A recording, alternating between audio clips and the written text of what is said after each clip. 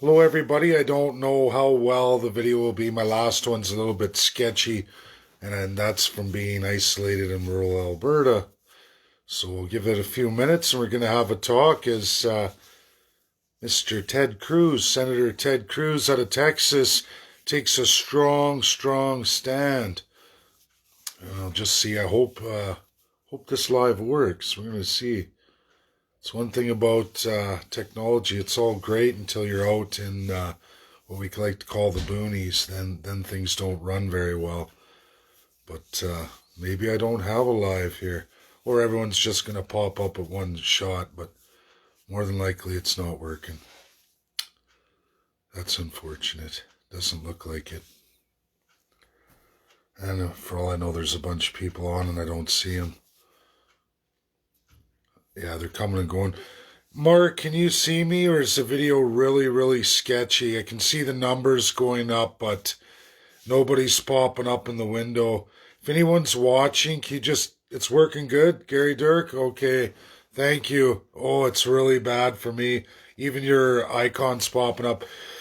So, the strong stand I've taken over the last several days, which has cost me a few followers. I've had to boot a pile more myself. That is going rampant across many states, and specifically our Texas. We're seeing it in Illinois too. These people aren't ignorant. They know exactly what's going on, and they know what a Joe Biden administration means for them.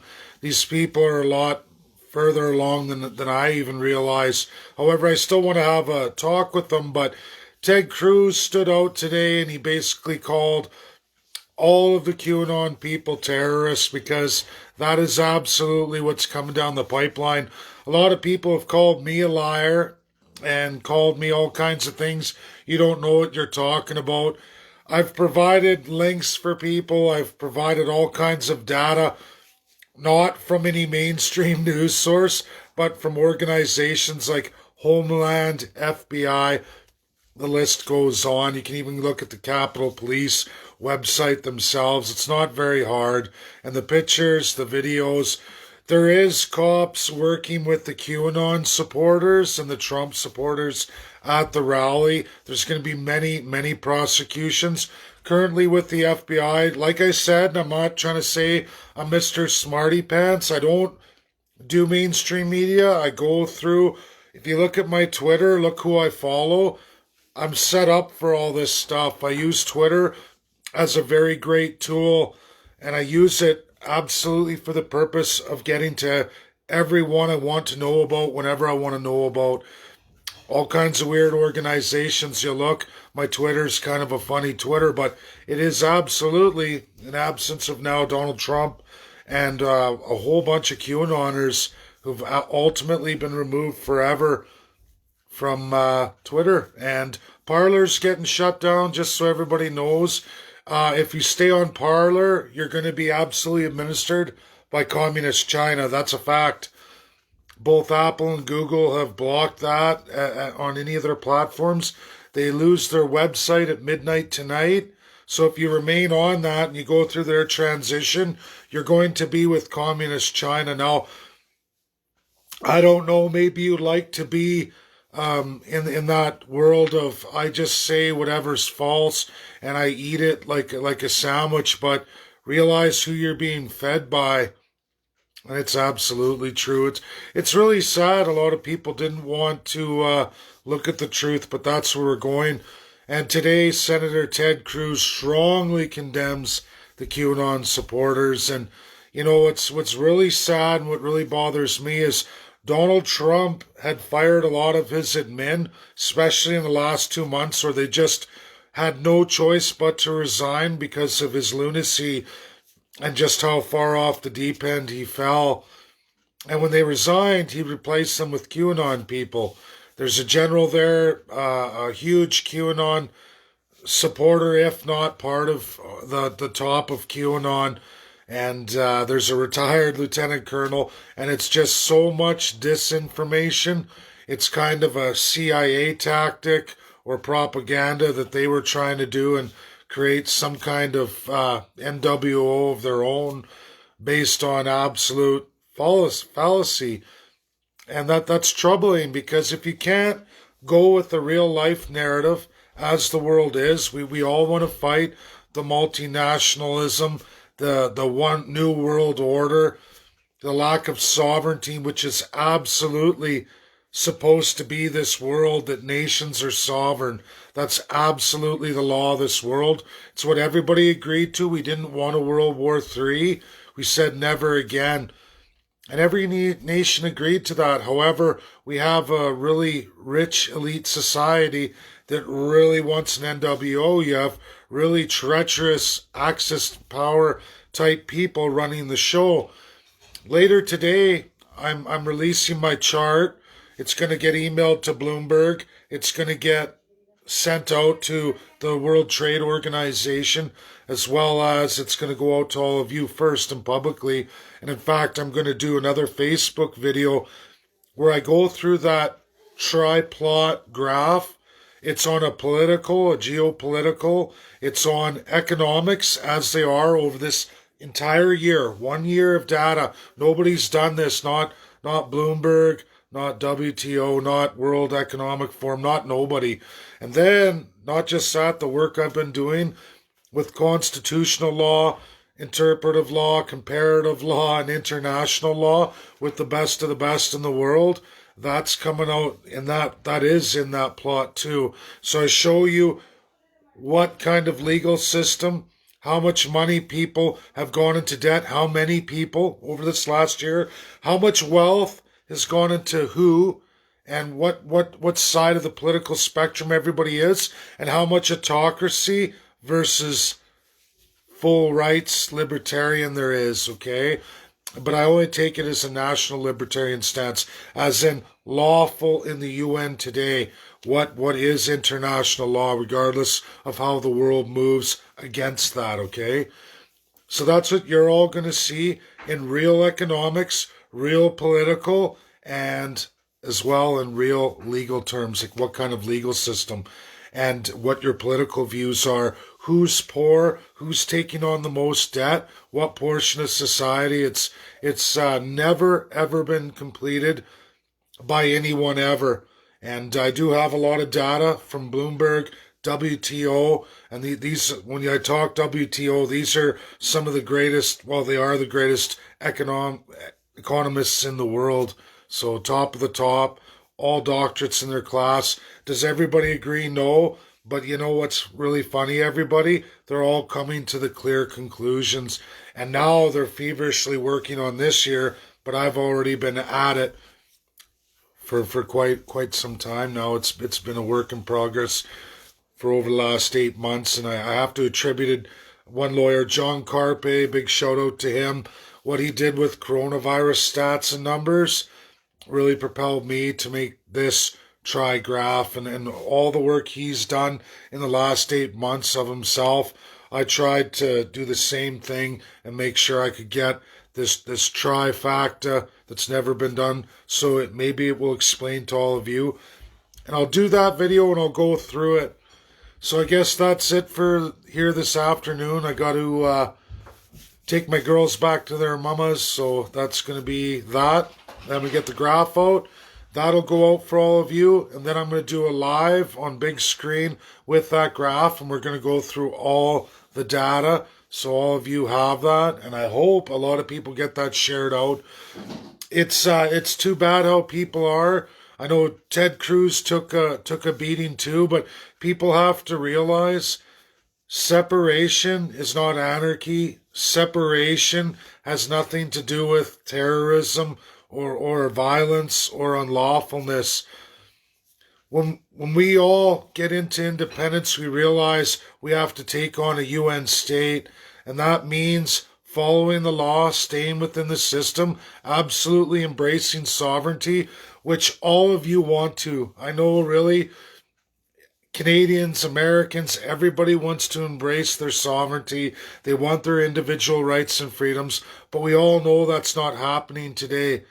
Now, there's a way to utilize that and get that done, and if the country can't be moved, which we know Canada can't be moved, we just can't move Canada. They're going to oppress. That means financially, that means politically, and that means culturally. Alberta checks off all three boxes.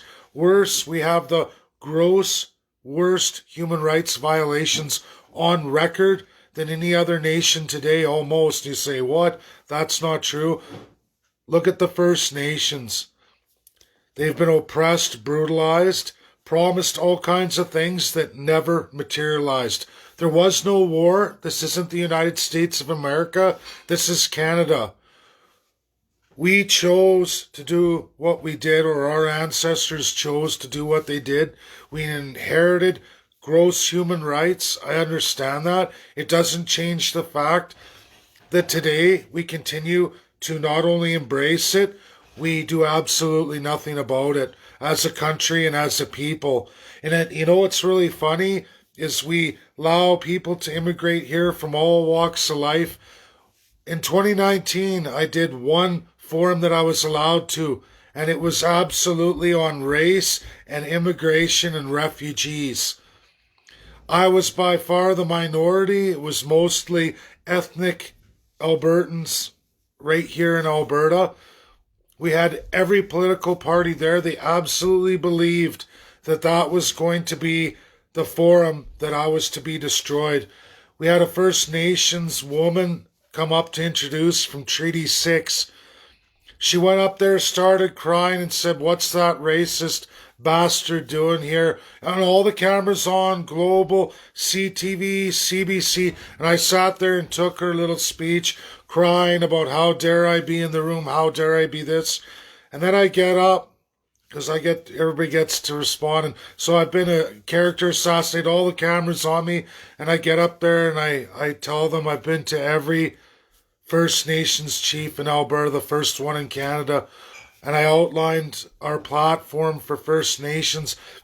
And then I proceeded to tell everybody that whether your parents immigrated here 5 generations ago or you just came to Canada today, and that was to the whole room of immigrants, and I said, the First Nations are the most oppressed people. There is no greater form of racism and human rights atrocities than what's committed to the First Nations. And I rolled out what I went through for the Chiefs. That woman with her tears at the mouth hit the floor. She had no idea. She didn't even bother to take the time to look at my platform, because Rachel Notley and Jason Kenney and the Green Party had already grabbed her to the side, and everybody programmed her into I was some dirty, evil, racist monster, womanizer, pervert, you name it. They told him everything that was absolutely wrong.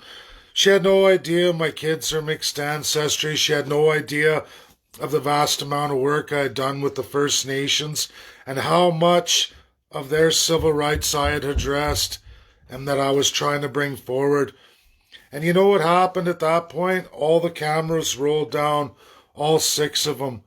And do you know the only news agencies that kept on rolling and going through it were the actual foreign ones from the countries of these immigrant origins we had from Africa and several other Middle East, right, in the Asian world. And that was the reality. That was the reality that day. But all domestic cameras rolled their cameras up, rolled them down, because I didn't give them the narrative that Rachel Notley and Jason Kenney wanted me to.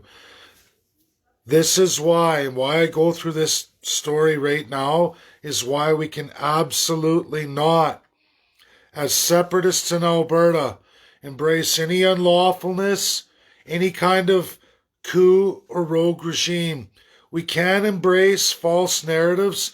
We can't do this. Not as leaders, not as political parties. We have to follow the world as it is. Sure, we'd love to change it.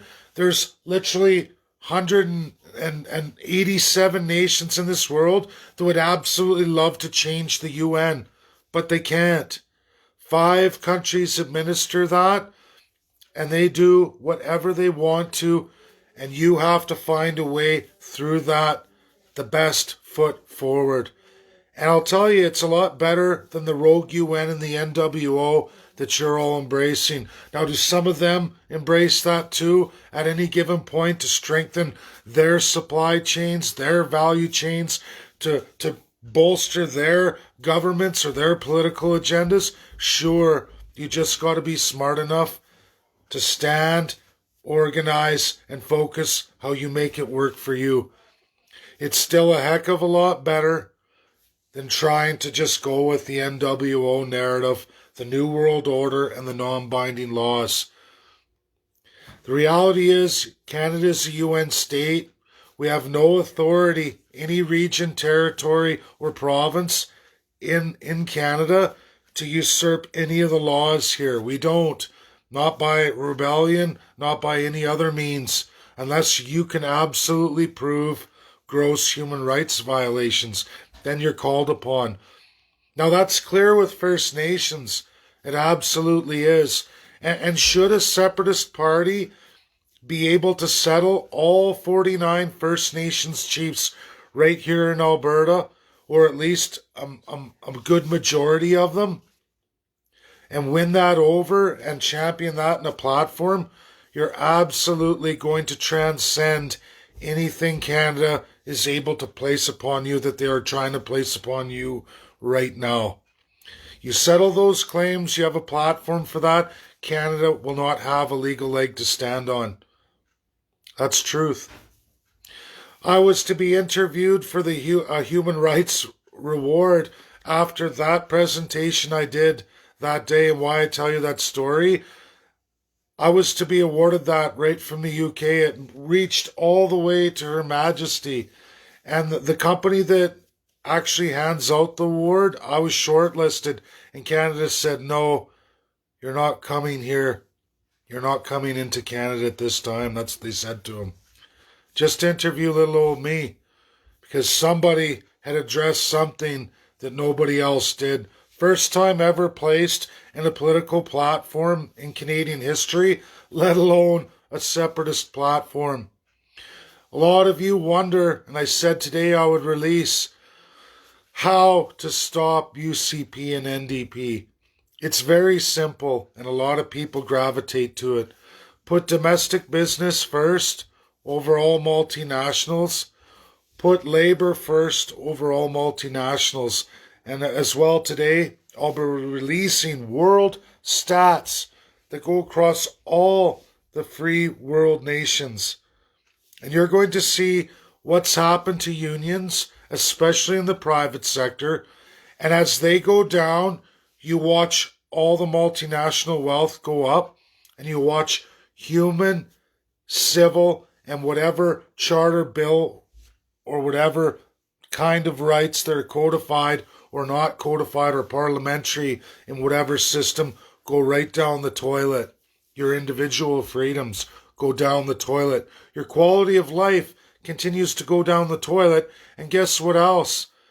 Your public, personal, and corporate debt goes through the roof. Did you know on the same plot as you watch the unions going down, you watch how many people in society in any given region, territory, country, how many people actually own land in relation to the population as time goes on. Percentage of the population that actually owns the most land, meaning it's spread out amongst many people. At the rate the unions go down, you also watch the rate of property owners go down in relation to the population, meaning less people own property. There might be more, but per capita, less people own property. And not just that, they own a heck of a lot less of it. This ratio, dead even with the unions. Do you know what else? This is also the same for religion. You start to watch religion fall off. And only religions that bolster the same kind of principles as this New World Order agenda, those religions continue to climb, mostly by force.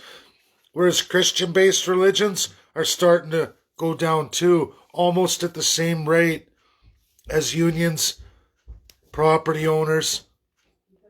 The rate of domestic businesses are going down. Now there's more of them, just like property owners. There's more property owners, but they're less of the wealth.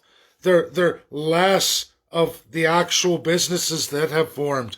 Mostly because the boards, they're foreign owned. That's reality. With that 25%, small business in this category, even though they employ still 60%, but we're watching unemployment go right down the toilet too. Keeps going up, up, up. Government says, well, unemployment isn't too bad, even though it's double digits. It's illegal worldwide. That was ratified binding law not to have unemployment rates. They're 3 times what's legally acceptable. These are World War II rates. Talk about national security and world security, peace and security. That's not peace and security. Canada's in gross violation of that. Alberta's running in gross violation of that. Now, why that is? Because we go back to the law of oppression. Your UN state is oppressing you financially, they're oppressing you politically, and they're oppressing you culturally. You are not the same as a regular Canadian. Not politically. They exploit you absolutely financially. If you can't generate wealth that they can take, they just go to the Bank of Canada and they borrow against your GDP. Something that's going to be held to you. They're mortgaging you, Albertans, at a heck of a lot higher rate than the rest of Canada. As well, Albertans, they're also taking that loan and they're dispersing amongst the rest of Canadians. It absolutely is equalization. And you know what? It was $53 billion. Billion. $53 billion this last year. Not 41, not 42, $53 billion. Your debt to GDP ratio is astronomical. And should you separate the federal portion that you never even saw, you never even spent, you never even had the benefit of, absolutely disappeared. And they're talking more taxes for you. The answer is keep taxing because somehow that's going to make the system better. The graph and chart I plot clearly shows you who holds the debt and who's got all the wealth. The little bit of money made and how it was made was by a gross bulk amount of debt taken by a gross bulk of society. And it also plots as that increases to what kind of political leaning you are, what kind of person you are. It's very, very targeted. This globalist socialist reset is absolutely targeted on specific kinds of people, specific political leanings, specific wants and needs in society, and how you view the world as it should be. It's a direct attack on anyone who still maintains any kind of resemblance to the World War II allies. America is absolutely under siege. Canada under siege.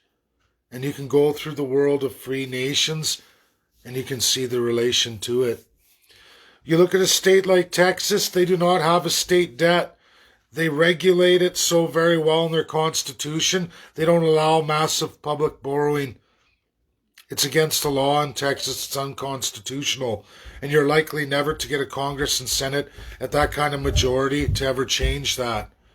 Whereas now, their problem is federal government, unregulated, continues to go at a non-stop pace. Borrow, borrow, borrow. If you're the state of Texas and you're good, your people aren't borrowing like mad, why should the rest of the country be able to borrow against you? Same thing for Illinois. It's the exact same thing for Alberta. However, we're not regulated constitutionally or by law to stop any of that. And we watched Rachel Notley and Jason Kenney absolutely astronomically borrow to the likes of which Albertans have never, ever seen in their history. Not even close. They blew all records in all of North America away. We have borrowed the most per person per capita, more so than Justin Trudeau. You look at that money for 4.4 million people, we have out-borrowed Justin Trudeau per person per capita. Now, what he's planning for the next 3 years looks like he's going to blow us away, right? Are you sure about that? Are you absolutely sure about that? Next year, we haven't even gone through. Right now, big update here. Russia made a deal with Saudi Arabia. Saudi Arabia cut 1 million barrels of oil. Oil went up to almost what looks like it'll be $53 a barrel American at close. And guess what happened to Alberta? We're now at almost a $17 differential. It's over $16 a barrel.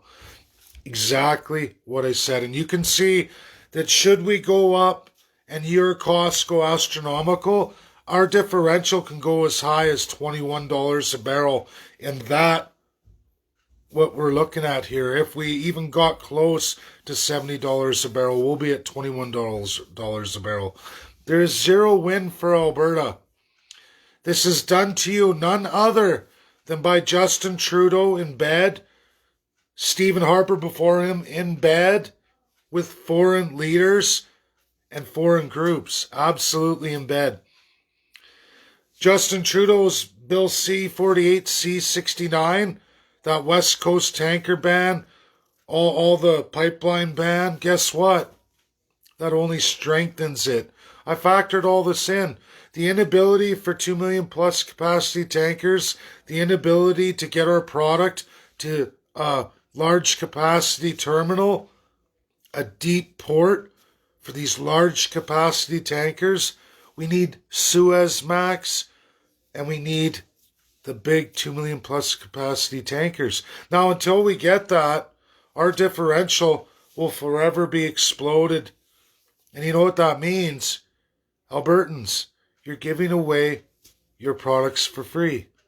Line 5 is next. Canada is an absolute joke. Justin Trudeau and Erin O'Toole currently are absolutely basically in bed with foreign groups. They are basically terrorists. They fit the term of terrorist. They're purposely trying to destroy you, the domestic Albertan.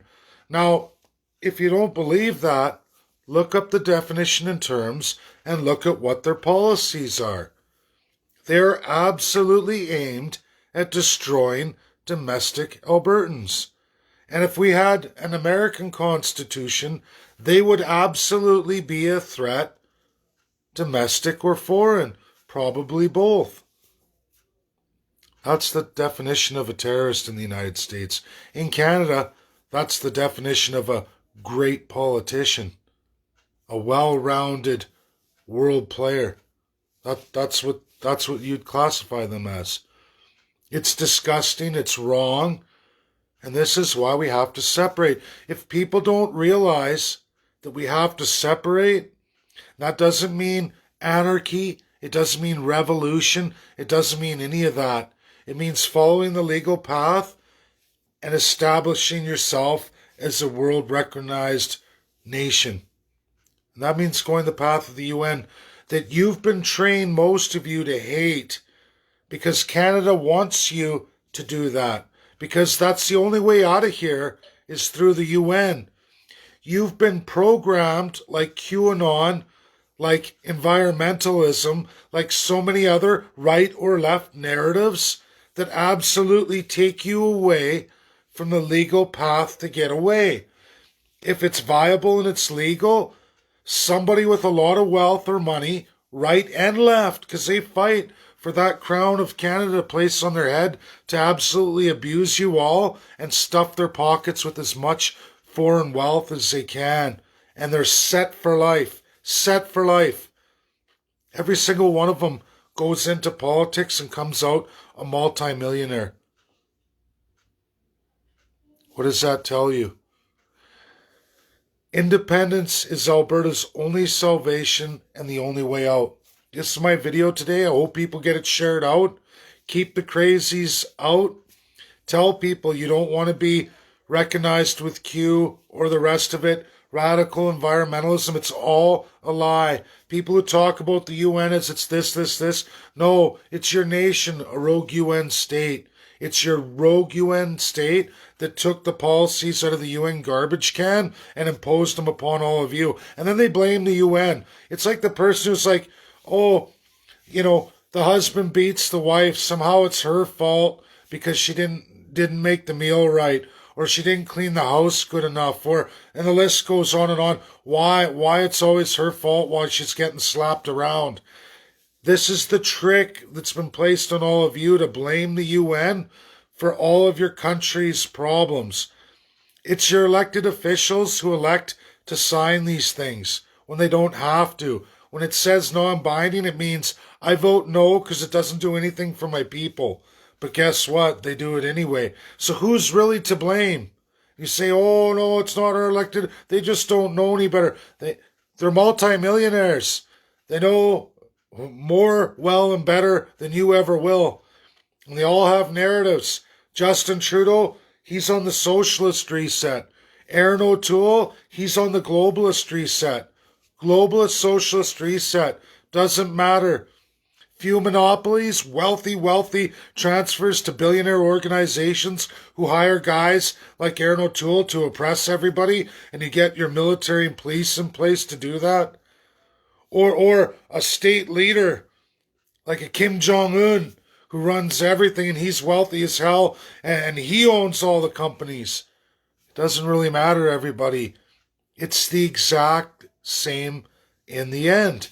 It's still that handful of regime left or handful of regime right. Do you get it? There is no left and right. There's only up and down. Autocracy up here. Wait till you see my plot. Maybe you'll all understand as I combined everything together.